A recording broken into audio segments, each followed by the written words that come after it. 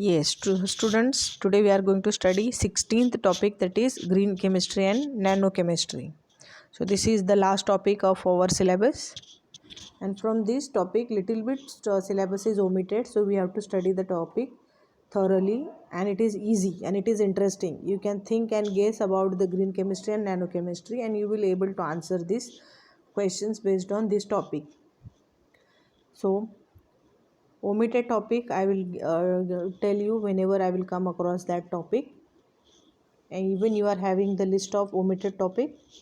So we'll start the topic, that is introduction is cancelled, but still we will study the introduction because it is the introduction to the topic. Chemistry plays an important role in improve the quality of our life. Unfortunately, due to this achievement, our health and global environment are under threat. Also, due to increase in human population and industrial revolution, energy crisis and environmental pollutions are highlighted major global problems in 21st century.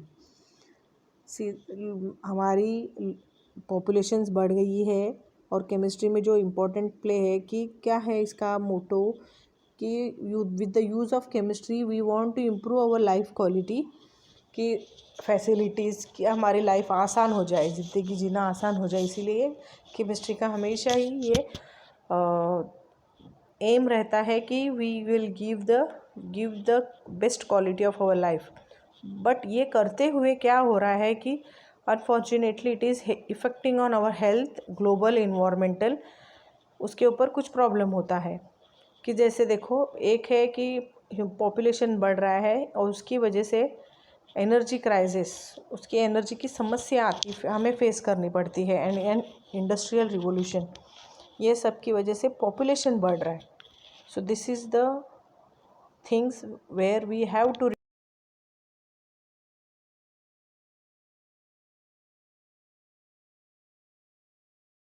करना है, green chemistry adopt करना है। Green chemistry adopt करना है मतलब क्या करना है? We will do some things to reduce the pollution. Green chemistry is an approach to chemistry that aims to maximize efficiency and minimize hazardous effect on human health and environment. इसका green chemistry का मोटो क्या है कि ये हमें maximum efficiency दे। कोई भी M क्या है कि हमारी लाइफ अच्छी हो, एफिशिएंसी उसकी अच्छी हो, मैक्सिमम एफिशिएंसी मिले और कम से कम हजारडस मिले। हजारडस मतलब उससे धोखा जो होता है वो कम से कम हो। ये जो है इसे कहते हैं ग्रीन केमिस्ट्री। तो ये जो इफ़ेक्ट है हमारे ऊपर ना हो, हेल्थ के ऊपर ना हो, या फिर एनवायरनमेंट के ऊपर भी ना हो। ऐसे नहीं कि हम अच्छे रहें और एनवायरनमेंट ख़राब हो, ऐसा नहीं चाहिए। So the concept of green chemistry was coined by Paul T Anastas. So he gave the definition. Green chemistry is the use of chemistry for pollution prevention and environmentally conscious design of chemistry products and process that reduce or eliminate the use of generation of hazardous substance.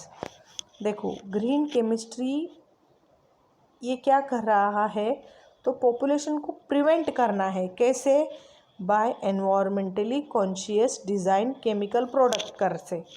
तो हम जो product बनाएंगे तो हम उसे product बनने से पहले या फिर बनने के बाद उसके बारे में सोचेंगे। थोड़ा स्मॉल क्वांटिटी में बनाते हैं पहले, तो we have to think whether that product is having some drawbacks or it is going to affect on the environment or it is whether it is affecting on the health of the human being. तो उसके बारे में हमें पहले सोचना है। उसकी toxicity कितना है, उसे जो मिलता है waste, whatever by products we are getting from that, if it is a hazardous, poisonous, costly या फिर नॉन डिग्रेडेबल है, अगर ऐसा है तो हमें वो तैयार नहीं करना है। तो उसके बदले वो ऑप्शनल क्या है वो सोचना। तो रिड्यूस और इलिमिनेट द यूज़ ऑफ और जनरेशन। देखो, तैयार करना, प्रोसेस करना, उसको रिड्यूस करना, इलिमिनेट करना, इलिमिनेट द यूज़, उसका यूज़ नहीं करेंगे हम क्योंकि वो हैज़ार्डस है, तो हम उसका यूज़ नहीं करेंगे। अगर आपको पता है this food is poisonous, you won't eat, okay. So generation of hazardous substance, तो जनरेट भी नहीं करेंगे हैज़ार्डस सब्सटेंस का। तो ये सब आता है ग्रीन केमिस्ट्री में। to reduce the impact of energy crisis, pollution, and to save natural resources, we need to implement 12 principles of green chemistry. So the 12 principles are given here. So 16.2, that is sustainable development. Green chemistry plays an important role in sustainable development. We can achieve sustainable development and adopting the 12 principles of green chemistry. Sustainable development is the development that meets the need of the present without compromising the ability of future generation to meet their own need. देखो, sustainable chemistry मतलब क्या है कि इसका बहुत ही important role है. क्या करता है ये? We achieve the sustainable develop by adopting 12 principles. तो इसके ऐसे 12 प्रिंसिपल्स है. अगर हम 12 प्रिंसिपल्स फॉलो करते हैं तो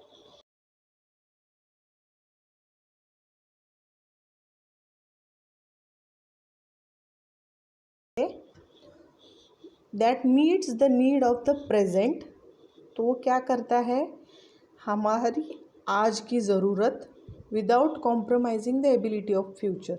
हमें कॉम्प्रोमाइज़ नहीं करना है फ्यूचर में, ये नहीं होगा ऐसे. आज की ज़रूरत और कल की ज़रूरत, ये दोनों को देखना है. So we have to maintain this future generation and to meet their own need. सबकी क्या ज़रूरत हो सकती है. ऐसे नहीं कि हम कॉम्प्रोमाइज़ करते बैठेंगे, नहीं पोल्यूशन हो रहा है ऐसे नहीं करेंगे वैसे नहीं करेंगे, नहीं. We will find out some alternative for that. So here 12 principles are given. We will study one by one. Principles of green chemistry. First is prevention of waste or byproducts. Waste ना निकले ये हम prevent करेंगे और by product भी नहीं आए क्योंकि लॉस होता है उसमें, ये हम देखेंगे. To give the priority for prevention of waste rather than cleaning up and treating waste after it has been created. तो हमें क्या करना है? पहले ही सोचना है कि वेस्ट ना निकले. ऐसे नहीं कि वेस्ट आएगा फिर हम उसको ट्रीट करेंगे, फिर उसका ट्रीटमेंट करेंगे वेस्ट के ऊपर, नहीं. First priority will be given prevention of waste. So इसके लिए एक एग्जांपल दिया है. To develop the zero waste technology ZWT. In terms of ZWT, in a chemical synthesis, waste products should be zero or minimum. तो chemistry में कैसे synthesis होना चाहिए? वेस्ट प्रोडक्ट नहीं निकले या फिर वो बहुत ही कम मायने में हो. It also aims to use the waste product of one system as a raw material of another. या फिर ऐसे हो सकता है एक रिएक्शन का वेस्ट प्रोडक्ट जो है वो दूसरे रिएक्शन के लिए रॉ मटेरियल बने. So that product is utilized, so it will not called as a waste, then it will become a raw material. For example, bottom ash of thermal power station can be used as a raw material for cement and brick industry. तो देखो, जो ऐश निकलता है thermal power से, thermal power जो होते हैं जहाँ पे एनर्जी क्रिएटेड होती है, सो उसमें जो ऐश निकलता है उस ऐश का अगर हम सीमेंट या फिर वीट बनाते हैं ना उसमें यूज़ करेंगे तो अच्छा रहेगा. So that will not called as a waste, it will be by product, raw material. Effluent coming out of cleansing of machinery parts may be used as a coolant water in thermal power station. जो effluent है, effluent मतलब जो पानी हम एक reactor से दूसरे reactor को करते हैं या फिर मशीन्स वॉश करने में जो पानी यूज़ करते हैं, अगर वो पानी को हम कूलेंट करके यूज़ करेंगे, अगर थर्मल पावर के यहाँ पे बहुत हाई टेम्परेचर होती है तो वो जो प्लांट होते हैं उनको आउटर साइड से कूलिंग करना पड़ता है. So we have to circulate the water over there. Water अंदर नहीं जाना है, उसको बाहर से ही सर्कुलेट करते. तो वहाँ पे ऐसे कुछ नहीं कि हमें अच्छा पानी चाहिए. No, we will not require, only we need water to cool. Side से कूल करना है, अंदर नहीं डालना है. इसीलिए हम वो जो इफ्लुएंट आता है मशीनरी वॉश करने के बाद, वो इफ्लुएंट हम पावर स्टेशन में कूलेंट करके यूज़ कर सकते हैं. या फिर नहीं तो क्या करेंगे, वो नदी में समुंदर में छोड़ देंगे, so it will create a pollution. Second is atom economy. An atom economy is the measure of the atom measure of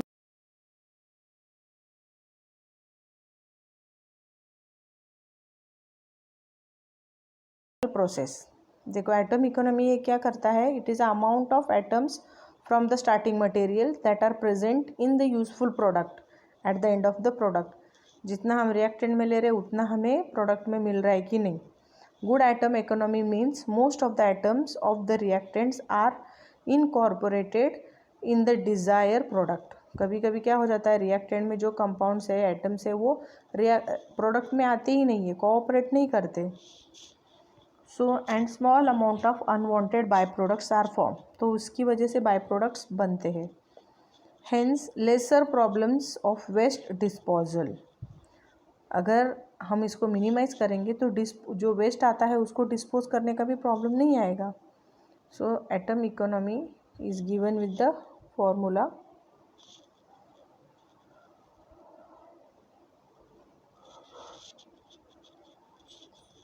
देखो illustrate the concept of atom economy gives the measure of unwanted products produced in particular reaction. So percentage atom economy. Percentage atomic economy क्या है, it is the ratio formula weight of desire product. Product का formula weight चाहिए divide by sum of formula weight of all reactants used in reaction. तो reaction में कितना reactant के जो है रिएक्टेंट है उसका हमें वेट लेना है, फॉर्मूला लेना है, सम लेना है. And this we have to multiply by 100. So conversion of but 1 ol to but 1 bromo butane.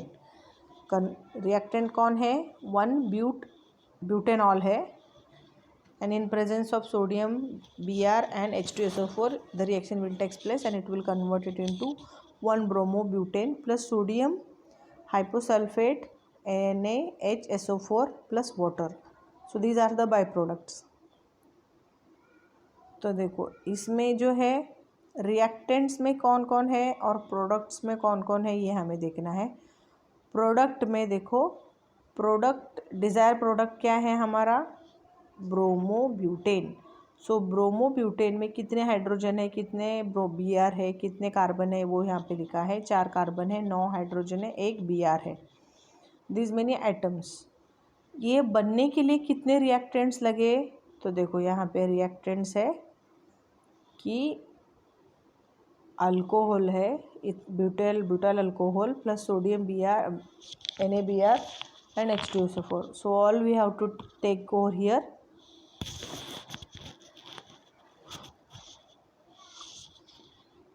And we will add them. आपको पता है carbon is 12, hydrogen is 1, Br का एटॉमिक नंबर भी यहाँ पे लेना है. Carbon, hydrogen, oxygen, Br, sodium, sulphur, सबका एटॉमिक मास ऐड करने के बाद 137 मिलता है. 137 डिवाइड बाई 275. यहाँ पे देखो जो प्रोडक्ट मिला है ओनली प्रोडक्ट लेना है, बाय प्रोडक्ट नहीं लेना है क्योंकि वो हमें नहीं चाहिए. हमें प्रोडक्ट कितना मिलता है सारे रिएक्टेंट्स को यूज़ करके वो रेशो निकालना है. So it is 49.81. तो कितना हमें बेनिफिट मिल रहा है, 41.81. ज़्यादा होगा तो अच्छा था ना, और क्योंकि उतना 50% बाय प्रोडक्ट में ही जा रहा है. So next is less hazardous chemical synthesis. Designed chemical reactions and synthesise.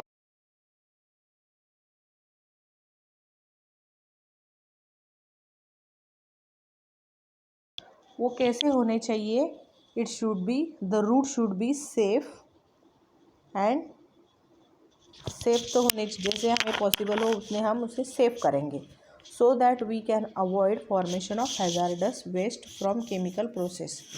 तो हम उसकी वजह से क्या कर सकते हैं, we can avoid formation of hazardous waste. Illustration. Earlier DDT, that is